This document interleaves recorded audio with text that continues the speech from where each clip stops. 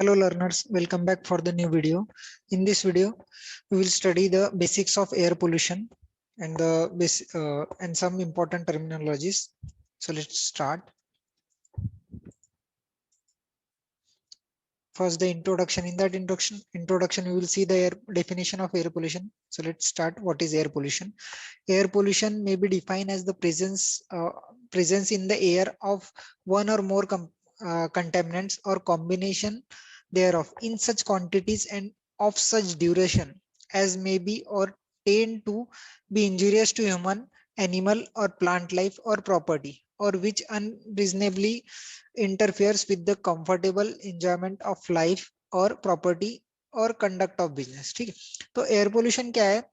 Air pollution अगर air में अगर पोल्यूटेंट्स अगर प्रेजेंट होंगे, अगर एयर में अगर पोल्यूटेंट्स अगर प्रेजेंट है, एयर पोल्यूटेंट्स अगर presence of contaminants, that means pollutants. Okay, contaminants present है एक या एक से ज्यादा या फिर कॉम्बिनेशन में प्रेजेंट है, अगर वो कॉम्बिनेशन उनका कॉम्बिनेशन में अगर प्रेजेंट है तो, या फिर और एक बात, उनकी जो क्वांटिटी है वो क्वांटिटी उनकी कंसिडरेबल होना चाहिए कि जिससे वो कॉज कर सके एयर पोल्यूशन. ठीक है, तो पहले तो क्राइटेरिया क्या है एयर पोल्यूशन के लिए कि presence of contaminants in the atmosphere और presence of contaminants in the air. Air में कंटेमिनेंट्स प्रेजेंट है, ठीक है, एक है या एक से ज्यादा है या फिर कॉम्बिनेशन में है. ठीक है, ये प्रेजेंस है. या और दूसरा क्राइटेरिया है कि उनकी जो क्वांटिटी, उनकी क्वांटिटी कंसिडरेबल होनी चाहिए in such quantity and of such duration, और वो जो एनवायरमेंट या फिर एटमॉस्फेयर में प्रेजेंट रहने वाले हैं वो कंसिडरेबल ड्यूरेशन के लिए एटमॉस्फेयर में प्रेजेंट रहने चाहिए, तो ही एयर पोल्यूशन हो सकता है. ये एक क्राइटेरिया.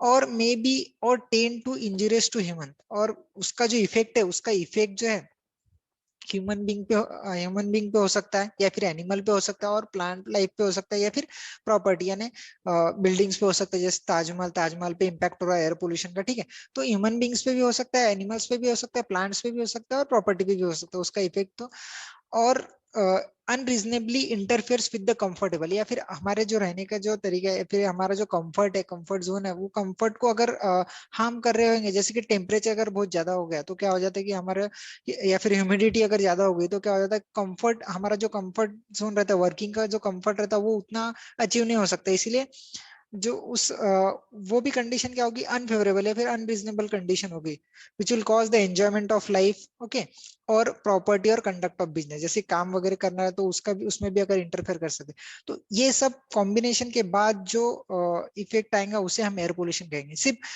एयर, एक है किसी ने कंबशन किया, ठीक है, कंबशन करने के बाद वो गैसेस इमिट है, तो सिंपली उसे हम एयर पोल्यूशन नहीं कहा जाएंगे. एयर पोल्यूशन कब कहा जाएंगे, जब वन एक कोई कंटेमिनेंट्स या फिर उससे ज्यादा कंटेमिनेंट्स अगर एयर में प्रेजेंट है, कंसिडरेबल क्वांटिटी में, कंसिडरेबल ड्यूरेशन के लिए प्रेजेंट है, और अगर उसका इफेक्ट अगर ह्यूमन बींग्स, एनिमल्स, प्लांट्स और प्रॉपर्टी पे हो रहा है, तभी हम क्या बोलेंगे कि एयर पोल्यूशन हुआ है, नहीं तो नहीं.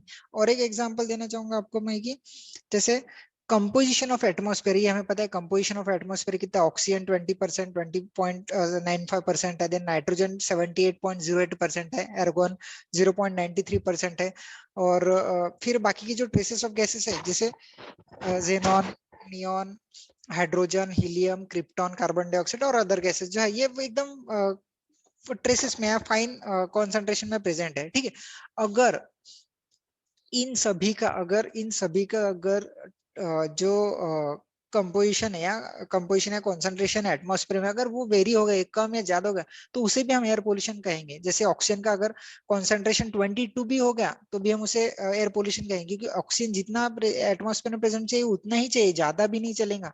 हम जैसे बोलते हैं कि ऑक्सीजन हमारे लिए यूजफुल है, लेकिन ऑक्सीजन की उतने ही परसेंटेज में रहेगा तभी वो यूजफुल है, उससे ज्यादा रहेगा तो यूजफुल नहीं रहने वाला है. नाइट्रोजन भी जो है वो 78.08%, ज्यादा नहीं, थोड़ा अगर वेरिएशन होंगे तो चलेगा, लेकिन ज्यादा वेरिएशन नहीं चाहिए इन सभी के कंपोजिशन में. तो भी अगर इनके अगर कंपोजिशन में अगर वेरिएशन बहुत ज्यादा है तो भी हम क्या कहेंगे कि एयर पोल्यूशन हो चुका है. ठीक है, आगे जाके और एग्जांपल दूंगा इसके बारे में एयर पोल्यूशन के. ठीक है, तो ये बेसिक्स था डेफिनेशन और composition of atmosphere. Then air pollutant and its classification. ठीक है, तो पहले एयर पोल्यूटेंट क्या है वो देखते हैं.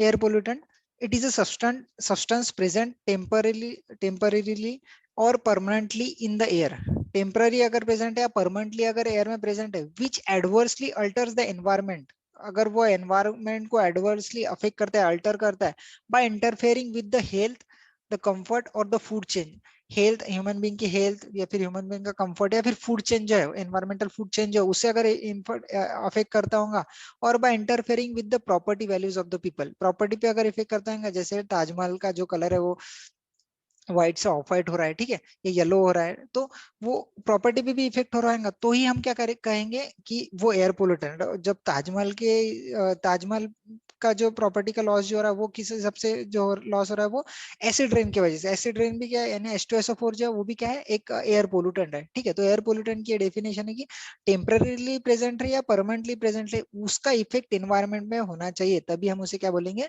एयर पोल्यूटेंट, ठीक है। देन उसमें जनरली दो दो क्लासिफिकेशन किए गए, एक ब्रॉडली क्लासिफिकेशन बोला जाएगा, प्राइमरी एयर पोल्यूटेंट और सेकेंडरी एयर पोल्यूटेंट। तो पहले प्राइमरी एयर पोल्यूटेंट देखेंगे क्या है। Primary air pollutant means material that are released in their unmodified और ओरिजिनल फॉर्म और those emitted directly from unidentifiable sources, ठीक है। प्राइमरी एयर पोल्यूटेंट बोल तो ऐसे मटेरियल जो डायरेक्टली रिलीज होने वाले हैं सोर्स पे से, जैसे कंबशन किया, कंबशन के पास carbon dioxide, sorry carbon monoxide, nitrogen oxide, SOx and hydrocarbon, ये जो डायरेक्टली रिलीज होंगे, ठीक है। तो इन्हें क्या कहा जाएगा, प्राइमरी पोल्यूटेंट कहेंगे, जो डायरेक्टली रिलीज होते हैं, जो उनके ओरिजिनल फॉर्म में रहेंगे, अनमॉडिफाइड या ओरिजिनल फॉर्म में रहेंगे, ठीक है, उन्हें हम क्या कहा जाएंगे, प्राइमरी एयर पोल्यूटेंट कहा जाएगा, ठीक है। जैसे उसके एग्जांपल है नॉक्स यानी oxides of nitrogen, then SOx यानी ऑक्साइड्स ऑफ सल्फर, ठीक है, यानी इसमें NO भी आएगा, NO2 भी आएगा, NO3 भी आएगा, SO भी आएगा, SO2 भी आएगा, SO3 भी आएगा, ठीक है। और HCl यानी हाइड्रोकार्बन्स, ठीक है। Then CO carbon monoxide, radio active compounds भी एक एग्जांपल है। रेडियो एक्टिव कंपाउंड जो है, रेडियो एक्टिव मटेरियल जो है वो रॉक में प्रेजेंट रहते हैं, रॉक रहते हैं, ठीक है, वो बेनिथ द अर्थ रहता है, ठीक है। जब इनका डिकम्पोजिशन होता है, होता है रेडियो एक्टिव एलिमेंट का, रेडियो एक्टिव रॉक का, तो उसमें से जो उसके पेरेंट पेरेंट क्या बोल सकते हैं हम इसे, गैसेस के फॉर्म में क्या होता है वो रिलीज करते हैं। इसका बेस्ट एग्जांपल है रेडॉन गैस। रेडॉन गैस जब वो अर्थ से निकलता है बाहर और एटमॉस्फेयर में प्रेजेंट होता है, रेडॉन गैस एक इंडोर एयर पोल्यूटेंट भी है और आउटडोर एयर पोल्यूटेंट भी है, ठीक है। तो रेडियो एक्टिव कंपाउंड्स के थ्रू भी एयर पोल्यूशन हो सकता है, और जो air pollutant radio active element है, रेडियो एक्टिव कंपाउंड से आने वाले हैं, वो प्राइमरी रहेंगे, क्योंकि वो डायरेक्टली क्या हो रहे हैं, इमिट हो रहे हैं उनके प्रोडक्ट से, ठीक है।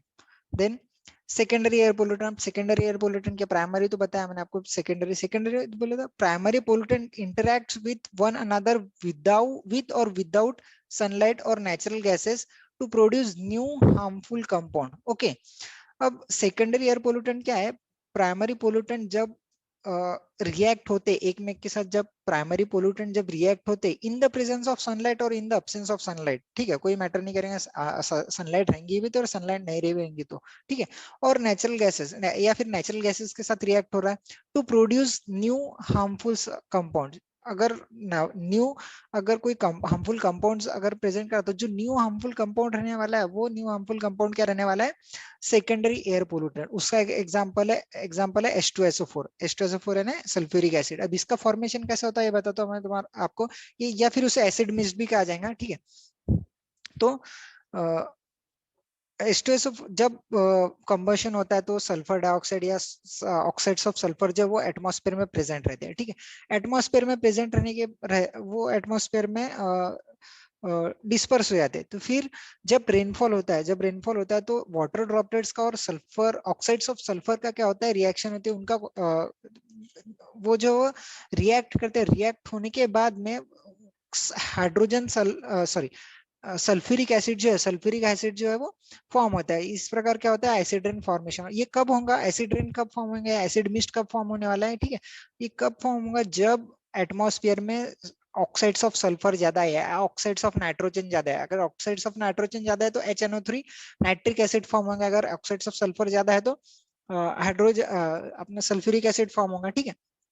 तो ये एसिड रेन है। एसिड मिस्ट कब रहेगा, जब अगर एटमॉस्फेयर में मॉइस्चर अगर प्रेजेंट है और सल्फर डाइऑक्साइड भी प्रेजेंट है, तो मॉइस्चर का और सल्फर डाइऑक्साइड क्या है, ऑक्साइड सल्फर के रिएक्शन होके एसिड फॉर्म होगा और उसे क्या आ जाएगा, एसिड एसिड मिस्ट कहा जाएगा, ठीक है। देन ओजोन, ओजोन भी क्या है, एक सेकेंडरी एयर पोल्यूटेंट, ध्यान दीजिएगा। ओजोन भी क्या है, एक सेकेंडरी एयर पोल्यूटेंट। हम हमेशा बोलते हैं कि ओजोन जो बहुत यूजफुल है, बहुत यूजफुल है, लेकिन ओजोन कब यूजफुल है ये ध्यान में रखना चाहिए हमें।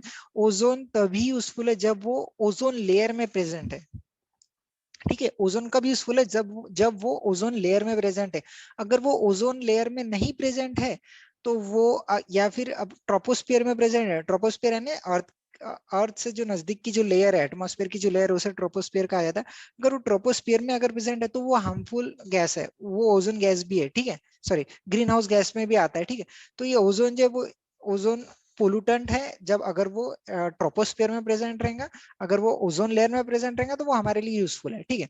और ओजोन जो है ये ऑक्सीजन से फॉर्म होता है, इसलिए ये जो है ये सेकेंडरी पोल्यूटेंट है। Then formaldehyde, then PAN, PAN यानी पेरोक्सी एसिटिल नाइट्रेट। जब फोटोकेमिकल फॉग जो सॉरी फोटोकेमिकल स्मॉग जब फॉर्म होता है तो उसका एक वो फॉर्म होते होने होने के इंटरमीडिएट स्टेट में क्या पैन जो है वो फॉर्म होता है, पेरोक्सी एसिटिल नाइट्रेट ये फॉर्म होता है। उसके बाद ही फोटोकेमिकल स्मॉग जो है वो फॉर्म होगा, जो कोहरा हम बोलते हैं वो स्मॉग, ठीक है। फिर उसके बाद में स्मॉग, स्मॉग का ही एग्जाम्पल देना है तो ठंडी में हमने देखा देखा होगा कि स्मॉग का जो है फॉर्मेशन होता है, ठीक है। ठंडी में क्या होता है कि स्मॉग का फॉर्मेशन होता है। स्मॉग का क्यों फॉर्मेशन होता है, क्योंकि जो गैसेस रहते हैं वो गैसेस जो है वो गैसेस अर्थ के सरफेस के क्लोज ही प्रेजेंट रहते हैं, वो हायर अल्टीट्यूड पे जा ही नहीं सकती, क्योंकि अर्थ का टेम्परेचर उस समय क्या रहता है, कम रहता है, इसलिए वो हायर अल्टीट्यूड पे नहीं आते, वही जमा हो जाते हैं। वही जमा होने की वजह से क्या होता है कि वहां पे जो स्मॉग का फॉर्मेशन और स्मॉग का फॉर्मेशन कैसे होता है, जब अगर गैसेस गैसेस यानी फॉग और स्मोक, अगर स्मोक अगर प्रेजेंट है प्लस फॉग भी प्रेजेंट है, ठीक है, यानी फाइन वाटर मॉलिक्यूल्स अगर प्रेजेंट है तो स्मॉग फॉर्म होता है। Smog is the combination of fog and smog, इसीलिए स्मॉग बोला जाता है। Smoke plus fog is equal to smog, ठीक है। तो ये एग्जांपल थे सेकेंडरी एयर पोल्यूटेंट से, और बहुत से एग्जांपल है सेकेंडरी एयर पोल्यूटेंट के।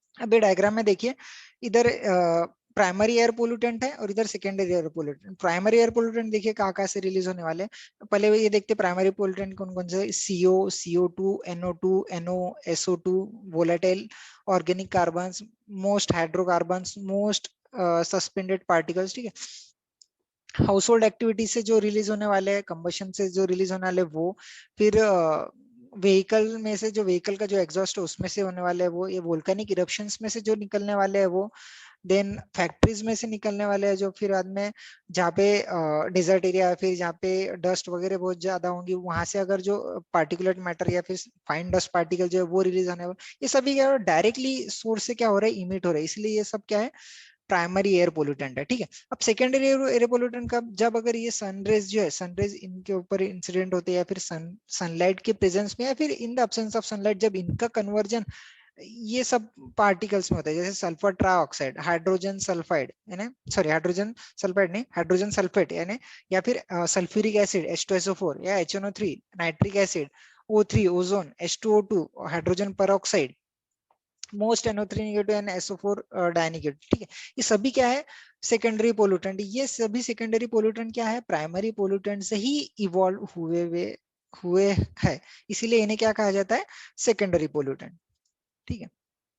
Then on the basis of chemical composition, और एक क्लासिफिकेशन है basis of chemical composition. Chemical composition के बेसिस पे क्या क्लासिफिकेशन किया गया है पोल्यूटेंट का देखेंगे।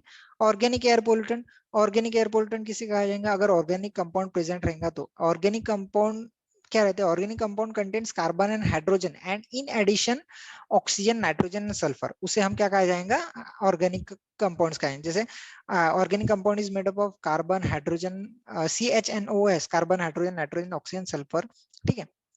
तो इन सभी से जो होता है वो ऑर्गेनिक कंपाउंड फॉर्म होता है, ठीक है। तो ऑर्गेनिक कंपाउंड में मेजर जो कंपोनेंट रहते हैं वो मेजर कंपोनेंट दो रहते हैं, एक कार्बन रहता है और एक हाइड्रोजन, और in addition with carbon and hydrogen there are oxygen, nitrogen, sulphur, ठीक है। तो ये सब जो है वो ऑर्गेनिक एयर पोल्यूटेंट है। तो अब ऑर्गेनिक एयर पोल्यूटेंट के example, hydrocarbon, aldehydes, ketones, organic sulphur compounds, ये सभी क्या है, ऑर्गेनिक कंपाउंड्स है और ये ऑर्गेनिक एयर पोल्यूटेंट है। देन इनऑर्गेनिक एयर पोल्यूटेंट कौन कौन से हैं? It includes compound such as CO, carbon monoxide, CO2, carbon dioxide, O3, ozone, oxides of sulphur, oxides of nitrogen, etcetera. ठीक है, तो ये सभी क्या है? इनऑर्गेनिक कंपाउंड है। अब ऑर्गेनिक कंपाउंड में पहले बताया कार्बन भी चाहिए, हाइड्रोजन भी चाहिए, और उसके साथ में अगर ऑक्सीजन, नाइट्रोजन, सल्फर है तो चलेंगे। इधर देखिए सिर्फ कार्बन ऑक्सीजन है, इधर भी सिर्फ कार्बन ऑक्सीजन, इधर भी सिर्फ ऑक्सीजन है, तो ये इनऑर्गेनिक कंपाउंड्स है। ठीक है, इस प्रकार भी तुम क्या कर सकते हैं, याद रख सकते हैं। ठीक है, then on the basis of state of matter यानी कौन से स्टेट में प्रेजेंट है, वो ये सॉलिड स्टेट में प्रेजेंट है, गैसेस स्टेट में प्रेजेंट है, लिक्विड स्टेट में प्रेजेंट है, तो उस हिसाब से भी क्या किए गए, क्लासिफिकेशन किए गए। तो पहला क्लासिफिकेशन है उस हिसाब से particulate pollutant. Particulate pollutant means it includes finally divided solids and liquid dispersed in gaseous media. Gases media या एटमॉस्फेयर, एटमॉस्फेयर में अगर सॉलिड या लिक्विड, फाइनली डिवाइडेड सॉलिड या लिक्विड पार्टिकल्स अगर प्रेजेंट रहेंगे तो उसे हम पार्टिकुलेट पोल्यूटेंट भी कहा जाएंगे। ठीक है, तो पार्टिकुलेट पोल्यूटेंट में भी दो टाइप है, एक सॉलिड पार्टिकुलेट पोल्यूटेंट और दूसरा है लिक्विड पार्टिकुलेट पोल्यूटेंट। अब सॉलिड पार्टिकुलेट पोल्यूटेंट जो है वो तुमने इसका एक एग्जांपल देता कि जैसे दिल्ली में बहुत बार देखते हैं पोल्यूशन लेवल जो बहुत हाई हो गया, तो उस समय न्यूज में आपने सुना होगा कि PM10, PM2.5, PM5 की वैल्यू जो है वो चेंज हो गई है। ठीक है, या फिर वो बहुत ज्यादा, PM10 की वैल्यू बहुत ज्यादा है, PM2.5 की वैल्यू ज्यादा है, PM5 की वैल्यू ज्यादा है। ठीक है, ये क्या है? पार्टिकुलेट मैटर ही है। ठीक है, तो ये पार्टिकुलेट मैटर जो है यानी ये फाइन सॉलिड पार्टिकुलेट पोल्यूटेंट भी रह सकती है, लिक्विड पार्टिकुलेट पोल्यूटेंट भी रह सकते हैं। ठीक है, तो उसमें जो एग्जांपल्स है सॉलिड पार्टिकुलेट पोल्यूटेंट का, जो एग्जांपल है वो डस्ट, फाइन डस्ट, सॉइल के फाइन पार्टिकल जो रहते हैं वो एटमॉस्फेयर में अगर डिस्पर्स हो गए, एटमॉस्फेयर में अगर सस्पेंड रह रहे हैं तो उसे पार्टिकुलेट पोल्यूटेंट कहा जाएगा। देन स्मोक, अगर कोई कंबशन, इनकम्प्लीट कंबशन करने के बाद धुआं जो तैयार होता है उसे हम स्मोक कहते हैं। Then fume is also a type of smoke, but it is a harmful or unpleasant or unwanted fume। ठीक है, जो हार्मफुल रहने वाली है, जो स्मोक जो हार्मफुल रहने वाला है उसे हम फ्यूम कहेंगे। जैसे जनरली इंडस्ट्रीज में जो कंबशन किया जाएंगे या फिर हजार्डस वेस्ट को अगर वेस्ट का अगर कंबशन किया तो उसमें से जो स्मोक निकलेगा वो उसे हम फ्यूम कह सकते हैं। देन फ्लाई हैश, जैसे कोल या कोई भी कोल या थर्मल पावर प्लांट में से जब कंबशन करते हैं तो फ्लाई जो है वो जनरेट होती है और वो बहुत फाइन रहती है। वो एयर में क्या होती है, वो एयर में डिस्पर्स होती रहती है, एयर में एक पॉइंट से दूसरे पॉइंट पे जा सकती है क्योंकि बहुत फाइन रहती है इसीलिए। और वो भी एक क्या है, एयर पोल्यूटेंट का टाइप है।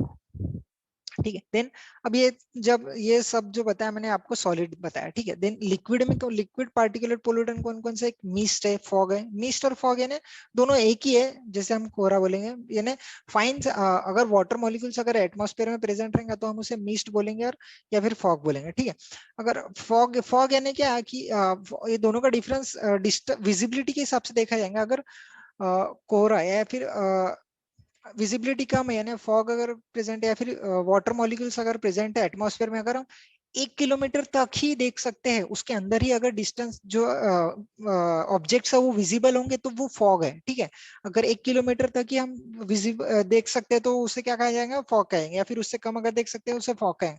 अगर हम 1 किलोमीटर से आगे तक का देख सकते हैं तो उसे हम क्या जाएंगे, वो एटमॉस्फेयर में जो तैयार हुआ है उसे क्या कहेंगे, हम मिस्ट कहेंगे। है ना, वो सब दोनों क्या है, वाटर मॉलिक्यूल्स ही है, प्रेजेंट रहते हैं, लेकिन जो विजिबिलिटी है वो विजिबिलिटी को क्या करते हैं, अफेक्ट करते हैं। ठीक है, तो ये था लिक्विड पार्टिकुलेट मैटर।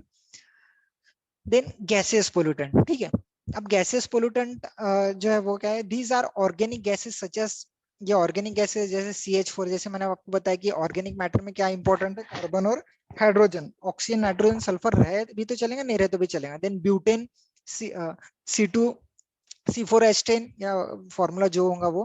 ठीक है, then ketone, then aldehyde, as well as inorganic gases. Inorganic gases भी है जैसे carbon monoxide, carbon dioxide, nitrogen oxide, hydrogen sulphide, oxides of sulphur, oxides of nitrogen and etcetera. ठीक है, ये सभी क्या है, गैसेस पोल्यूटेंट है। अब एक एग्जांपल जो है इधर मैंने मेंशन नहीं किया इसका, जो ये है पार्टिकुलर पोल्यूटेंट। जो और पार्टिकुलर पोल्यूटेंट ऐसे भी जो है वो क्लासिफाई किए गए हैं, जैसे रेस्पिरेबल पार्टिकुलेट मैटर, जैसे रेस्पिरेबल पार्टिकुलर और suspended particulate matter. Respirable particulate matter इन्हें जो पार्टिकुलेट मैटर हम इनहेल कर सकते हैं, जो पार्टिकुलेट मैटर हमारे लंग्स तक जा सकते हैं, रिस्पायर कर सकते हैं हम, उसे क्या कहेंगे, रिस्पायरेबल पार्टिकुलेट मैटर। और जो नहीं कर सकते उसे सस्पेंडेड पार्टिकुलेट मैटर। वो सिर्फ साइज में क्या रहते हैं, वेरी रहते हैं, ठीक है। उसकी साइज बाद में हम डिटेल में देखेंगे। Then causes of air pollution. Air pollution जो है वो किस किस वजह से हो सकता है, या फिर sources of air pollution. First है नेचुरल एयर पोल्यूशन। अब नेचुरल एयर पोल्यूशन की कॉजेस क्या क्या है। फॉरेस्ट फायर, अगर जंगल में अगर आग लग गई है तो वो नेचुरली लगने वाली है। अगर ह्यूमन बीइंग ने लगा तो अगर वो अलग मैटर है, ठीक है। अगर फॉरेस्ट में अगर कंबशन हो गया, फिर फॉरेस्ट में अगर आग लगी, तो जो पोल्यूटेंट जो है वो पोल्यूटेंट बहुत ज्यादा इमिट होगा। अभी कई पिछले साल की बात है, एक ज्यादा कुछ टाइम नहीं हुआ कि अमेजोन के जंगल में बहुत बड़ी आग लगी। बहुत सारा जो ये है, क्या बोलते हैं, ग्रीनरी एरिया जो होता, वो बहुत सारा ग्रीनरी एरिया क्या हो गया, कंबशन हो गया उसका। तो उस वजह से जो एयर पोल्यूटेंट बहुत ज्यादा इमिट है, और उस वजह से जो इम्पैक्ट हुआ है एनवायरनमेंट पे, वो इम्पैक्ट भी बहुत ज्यादा हुआ है। क्योंकि इतना बड़ा जंगल, आपको पता है बहुत बड़ा जंगल है वो, तो वहां पे कितने सारे प्लांट्स जो है वो जल चुके हैं, और जल गए थे, ठीक है। और उस वजह से जो पार्टिकुलर पोल्यूटेंट या फिर एयर पोल्यूटेंट जो है वो एटमॉस्फेयर में बहुत ज्यादा रिलीज हुए थे, ठीक है। तो वो एक एग्जांपल था नेचुरल एयर पोल्यूशन का। Then volcanic eruption, volcano eruption का। वोल्केनो इरप्शन भी एक नेचुरल प्रोसेस है, हम हमारे थ्रू नहीं हो सकती होती है वो। इसलिए जब वोल्केनिक इरप्शन होता है, फाइन सस्पेंडेड पार्टिकल्स भी रिलीज होते हैं, उसमें से गैसेस भी रिलीज होते हैं, ठीक है। तो ये भी क्या है, नेचुरल एयर पोल्यूशन का ही एग्जांपल है। Then gases release from radio active decay of rock, ठीक है। जैसे बताया मैंने आपको पहले की, जब रेडियो एक्टिव एलिमेंट रहेगा, अगर वो रेडियो एक्टिव एलिमेंट का अगर डीके हुआ, तो या फिर वो रॉक के फॉर्म में है, तो वो गैसेस रिलीज करता है। और कॉमनली नोन गैस जो है वो गैस है रेडॉन गैस, ठीक है। तो ये सब एग्जांपल क्या थे, नेचुरल एयर पोल्यूटेंट पोल्यूशन के एग्जांपल थे। फिर बाद में मैनमेड एयर पोल्यूशन। हम जो कर सकते हैं, anything we can, anything people do that involves burning, ठीक है। Anything people do that involves burning, using households or industrial chemicals that producing large amount of dust और gases, ठीक है। कोई भी एक्टिविटी हम करते हैं और उस एक्टिविटी की वजह से लार्ज अमाउंट में डस्ट या फिर लार्ज अमाउंट में पोल्यूटेंट अगर एटमॉस्फेयर में रिलीज हो रहेंगे, तो वो क्या होगा, मैनमेड एयर पोल्यूशन रहेगा, ठीक है। तो उसके एग्जांपल देखेंगे। ट्रैफिक और व्हीकल्स, ठीक है। जब हम ट्रांसपोर्टेशन अगर एक्टिविटी है, या फिर ट्रैफिक जाम है, ठीक है, तो ट्रांसपोर्टेशन के लिए हमें क्या लगने वाले, व्हीकल्स लगने हैं। और व्हीकल जो है वो मेजरली सभी व्हीकल्स क्या रहते हैं, टू व्हीलर लो, फोर व्हीलर लो, वो यूज करते हैं पेट्रोल, डीजल, गैसोलीन और एटसेट्रा, ठीक है। तो इस वजह से क्या होता है, ये फ्यूल यूज करते हैं, फ्यूल का कंबशन होता है, और कंबशन होने के बाद जो साइलेंसर या फिर जो एग्जॉस्ट गैसेस है वो साइलेंसर में से बाहर निकलते हैं। तो उसमें जो मेन कंपोनेंट जो रहते हैं वो रहते हैं CO, NOx, volatile organic compounds, lead, ozone, ठीक है। ये तो इसीलिए तो ये भी क्या है, एक प्रकार का एयर पोल्यूशन का सोर्स है। लेकिन ये एक्टिविटी कौन कर रहा है, ह्यूमन बीइंग कर रहे हैं, इसलिए मैनमेड एयर पोल्यूशन है, ठीक है।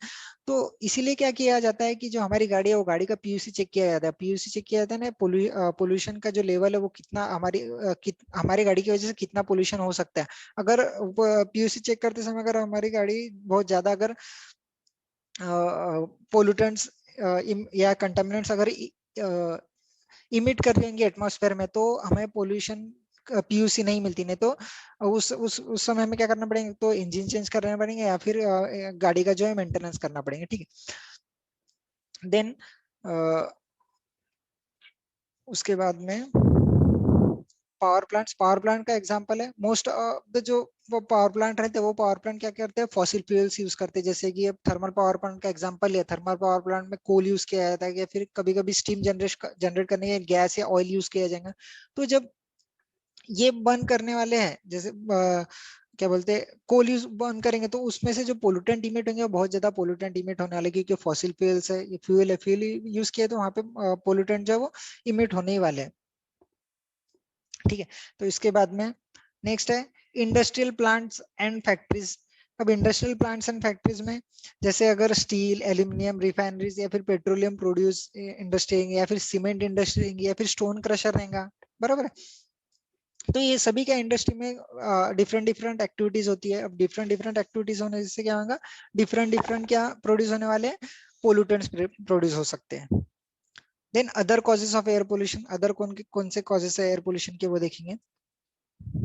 Burning of fuel for cooking and heating, fuel burn करना है हमें कुकिंग के लिए या फिर हीटिंग के लिए, फ्यूल बर्न करना है।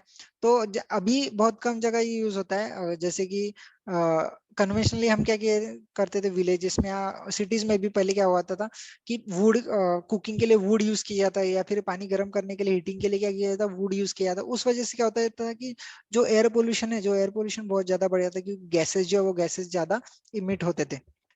इसलिए ये भी एक है कॉजेज ऑफ एयर पोल्यूशन है। देन गार्बेज इंसनरेशन, अगर गार्बेज जो रहेगा सॉलिड वेस्ट जो रहेगा वो सॉलिड वेस्ट हम डंप ना कर रहे प्रॉपरली, रिसाइकल रिड्यूस रीयूज अगर नहीं कर रहे तो फिर अगर उसे हम इंसनरेट कर रहे हैं डायरेक्टली तो उस वजह से भी क्या हो सकता है पोल्यूशन जो है वो पोल्यूशन लेवल हाई हो सकता है। क्योंकि इंसनरेशन के बाद भी क्या होने वाला है कि पोल्यूटेंट जो है वो उनका कन्वर्जन का सॉलिड वेस्ट का कन्वर्जन गैसेस में होगा, और गैसेस में होगा तो फिर वो गैसेस पोल्यूटेंट हो जाएंगे एटमॉस्फेयर में आने के बाद। अगर गार्बेज को इंसनरेट किया तो, या फिर गार्बेज लैंडफिल किया तो लैंडफिल करने के बाद कैसे हो सकता है वो बताता हूँ आपको। जब लैंडफिल करेंगे तो लैंडफिल करने के बाद क्या होता है कि वो एनोरबिक कंडीशन, लैंडफिलिंग क्या रहता है कि सपोज 2 मिनट, सपोज ये ग्राउंड लेवल है, लैंड फिलिंग क्या किया जाता है, एक एक्सकवेशन किया जाता है, इतना पोर्शन का क्या किया जाता है एक्सकवेशन किया जाता है। अब इतना एक्सकवेशन करने के बाद क्या जो सॉलिड वेस्ट आता है वो सॉलिड वेस्ट को क्या किया जाता है इतने पूरे पूरे पोर्शन में डंप किया जाता है। इधर डंप करने के बाद इसको कवर से प्रोवाइड किया जाता है, इस पे क्या किया जाता है कवर प्रोवाइड किया जाता है। अब ये कवर प्रोवाइड करने के बाद क्या होता है कि पूरी जो इसके अंदर की जो कंडीशन है, ये इसके अंदर की कंडीशन क्या हो जाती है एनोरेबिक कंडीशन हुई थी। अब एनोरेबिक कंडीशन से क्या होगा, एनोरेबिक डाइजेशन होगा, और एनोरेबिक डाइजेशन की वजह से क्या होगा कि कार्बन डाइऑक्साइड या फिर मीथेन का फॉर्मेशन ज्यादा होगा। मीथेन का फॉर्मेशन होने से क्या होगा कि जो मीथेन है वो मीथेन एटमॉस्फेयर में क्या होगा प्रेजेंट रहेगा। अब एटमॉस्फेयर में मीथेन प्रेजेंट है तो मीथेन जो है वो ग्रीन हाउस गैस है, इस वजह से भी क्या हो सकता है एयर पोल्यूशन हो सकता है सिर्फ लैंड फिलिंग करने के बाद भी। ठीक है, क्योंकि गैसेस जो है वो गैसेस ग्राउंड में से ऊपर आने वाले हैं। ठीक है, अगर प्रॉपर उसको कलेक्ट करके ट्रीट ना किया जाए तो एटमॉस्फेयर में आ जाएंगे, इस वजह से भी क्या हो सकता है एयर पोल्यूशन हो सकता है। सो ये सभी थे causes of air pollution. Thank you and have a nice day.